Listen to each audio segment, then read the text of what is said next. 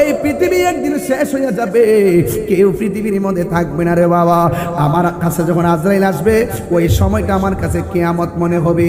আপনার কাছে যখন আজরাইল আসবে ওই সময়টা কিয়ামত মনে হবে। আপনার কাছে যখন আজরাইল আসবে আপনার কাছে এটা কিয়ামত মনে হবে। আমার দাদার বুঝি তাই মনে হয়েছিল, আমার দাদির বুঝি তাই মনে হয়েছিল, আমার নানার বুঝি তাই মনে হয়েছিল, আমার নানির বুঝি তাই মনে হয়েছিল। না জানি কোন দিন খালাসি পুকুর পাড়ের ভাঙ্গা ঘরে হাজির হইয়া যায় আজরাইল। ওই সময়টা বড় কঠিন একটা সময় রে বাবা। এই জন্য ওই সময়টা বড় কঠিন একটা সময় রে বাবা।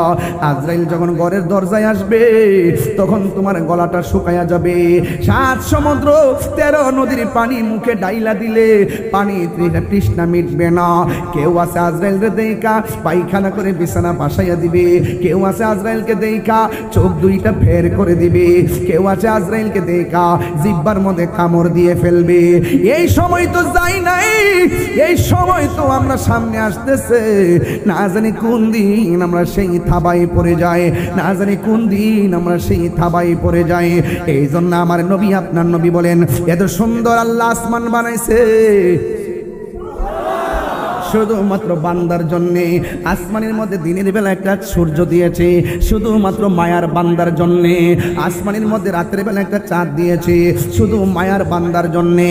আরে আমি সেই দিনে দেখলাম আসমানটা বানাইছে আল্লাহ 7টা আসমান বানাইছে। একটা আসমান বানাইছে পাথর দিয়া, আরেকটা আসমান বানাইছে স্বর্ণ দিয়া, আরেকটা আসমান বানাইছে লোহা দিয়া।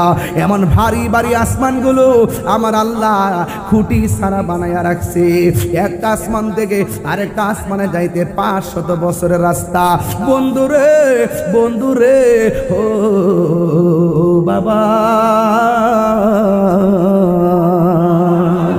আমার আল্লাহ এত সুন্দর করে বানাইলেন। ওয়াজআলনাল লাইলা লিবাসা, আল্লাহ রাতকে বানাইছে বিশ্রামের জন্য। ওয়াজআলনান নাহারা মাশা, দিনকে বানাইছে চলার জন্য। আল্লাযী খলাকাকা ফাসাওয়াকা ফাআদালাক, আল্লাহ এত সুন্দর করে জমিনটারে সাজাইছে একমাত্র মায়ার বান্দার জন্য। লাকাদ খলাকনাল ইনসানা ফি আহসানি তাকওয়িম, আল্লাহ কয় আমি আল্লাহ আমার বান্দাদেরকে সৃষ্টি জগতের মধ্যে অবয়ব নমুনায় বানাইছি। আহসান ইসমে তাবদীলের সিগা, শুধু সুন্দর না অতীব সুন্দর নমুনাই আমার বান্দারে বানাইছি।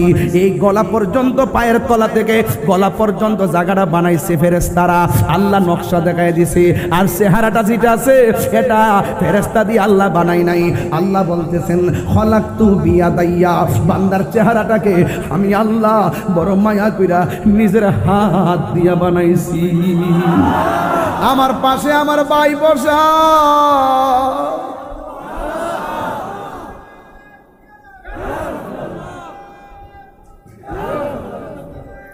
আমার পাশে আমার ভাই বসা, হুজুর বসা। তাকায় দেখেন হুজুরের নাক আছে, আমারও নাক আছে, আমার ভাইয়েরও নাক আছে, আপনারও নাক আছে, আমার চোখ আছে, আপনার চোখ আছে, আমার ঠোঁট আছে, আপনার ঠোঁট আছে। নিরপেক্ষ দৃষ্টিকোণ থেকে আকল খাটাইয়া দেখেন, একটা নাকের সঙ্গে আর একটা নাক মিলে না, একটা চোখের সঙ্গে আর একটা চোখ মিলে না, একটা স্কিনের সাথে একটা স্কিন মিলে না। শুধু আমরা বুঝি সাদা কালা শ্যামবর্ণ, অথচ এটার ভিতরে যে কত বহু রঙে রঞ্জিত এটা আমরা অনুভব করি না। আল্লাহ বলে বান্দারে আমি আল্লাহ ফি আইয়ি সূরাতিম মাশা রাক্কাবাক, আমি আল্লাহ তোর চেহারাটাকে আমি যেমন ভাবে চাইছি এমন ভাবে বানাইছি। এই জন্য তোমাকে অ্যালার্ট করে দিলাম, কালো হইলে তুমি নিন্দা করো না, বুবা হইলে তিরস্কার করো না, লম্বা হইলে তিরস্কার করো না, বাটি হইলে তিরস্কার করো না, মোটা হইলে তিরস্কার করো না।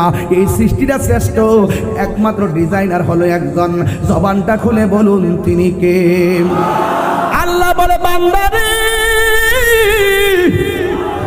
আমি আল্লাহ তোরে এই জায়গা বানাইয়া মুখের ভিতরে একটা জিহ্বা দিছি, জিহ্বাটা আবার থুতু দিয়া ভিজাইতাছি। যদি থুতু দেখলে সবাই ঘৃণা করে, একজনে থুতু দেখলে আরেকজনে ঘৃণা করে, কিন্তু আমার আল্লাহ এই জিহ্বার মধ্যে থুতুটা যদি না দিত কি অবস্থা হইতো? জিহ্বাটা শুকায়া যাইতো, কথা বলতে পারতাম না, গলাটা বন্ধ হইয়া যাইতো। আমার আল্লাহ থুতু দিয়া জিহ্বাটারে সজীব বানায় দিছে। আল্লাহ দেখেন চোখের গুড়ার মধ্যে পাতি দিছে। এই পাতিটা আল্লাহ এমনে দেয় নাই, বড় বড় বিপদ থেকে এই পাতিটা সংকেত দিয়া দে বিপদ আসতে বাঁচতেছে, আল্লাহ চোখটার হেফাজত করে এই পাখির গোলার দ্বারা। শুধুমাত্র তাই নয় বাবা, আল্লাহ কয় ও পৃথিবীর মানুষ, এই জায়গার মধ্যে একটা জবান দিলাম, এই জায়গা দিয়ে তুই আমি আল্লাহরে ডাকবি। ওয়া ইয়াতাফাক্কারুনা ফি খালকিস সামাওয়াতি ওয়াল আরদি, আসমান এবং জমিনে যা আছে তা নিয়ে তোরা আমি আল্লাহকে গবেষণা করবি। এই জায়গার মধ্যে জবান দিছে আল্লাহর জিকিরি করার জন্য, আল্লাহর জিকিরি করার জন্য, আল্লাহর জিকিরি করার জন্য, আল্লাহর জিকিরি করার জন্য। এই জায়গার মধ্যে একটা কান দিছে, এই কান দিয়ে আমার আল্লাহর জিকিরি শোনার জন্য, আল্লাহর জিকিরি শোনার জন্য। একটু আল্লাহরে বড় করে ডাক দিলে কি গুনাহ হবে না রে বাবা? এই জায়গার মধ্যে দুইটা কান দিছে আল্লাহর জিকিরি শোনার জন্য, আল্লাহর জিকিরি শোনার জন্য। এই জায়গার মধ্যে দুইটা চোখ দিছে, এই চোখ দিয়া দুনিয়া দেখবা আর মনে মনে কইবা কাঁঠাল গাছটাতে কাঁঠাল ধরলো, একটা বীজ থেকে কে গাছটা বানাইলো, গাছ থেকে কে ডাল বানাইলো, ডালের মাথায় মাথায় কে মুকুল দিল, মুকুলের গোড়া থেকে কে 100 কাঁঠাল আবার তৈরি করলো। অটোমেটিকলি ব্রেন তোমাকে সাক্ষী দিবে এটা অন্য কেউ না। জবানটা খুলে বলেন না তিনি কে? আল্লাহ বলে বান্দারে সবচেয়ে বড় কথা হলো আমি তোর চেহারাটা বানাইয়া এই জায়গার মধ্যে একটা কপাল দিলাম। আমি জানি তুই শয়তানের পাল্লায় পড়ে গুনাহ করে ফেলবি, আমি জানি শয়তানের পাল্লায় পড়ে তুই গুনাহ করে ফেলবি। এই জন্য আমি আল্লাহ একটা নাম দিলাম, ওই নামটা হলো রহমান। আমি আল্লাহ একটা নাম দিলাম, নামটা হলো রহিম। আমি আল্লাহ একটা নাম দিলাম, নামটা হলো গাফুর। আমি আল্লাহ একটা নাম দিলাম, নামটা হলো গাফফার। এই নাম চারটা দিয়ে দিলাম। ও বান্দা, তুই যখন পাহাড় পরিমাণ গুনাহ যদি কইরা বলাস আর কপালটারে যদি সাজদার মধ্যে ফালাইয়া আমি আল্লাহর কাছে মাথাটা নোয়াইয়া দিয়া কস, আল্লাহ আমি যা করলাম ভুল করলাম, আমার গুনাহগুলো মাফ করে দাও।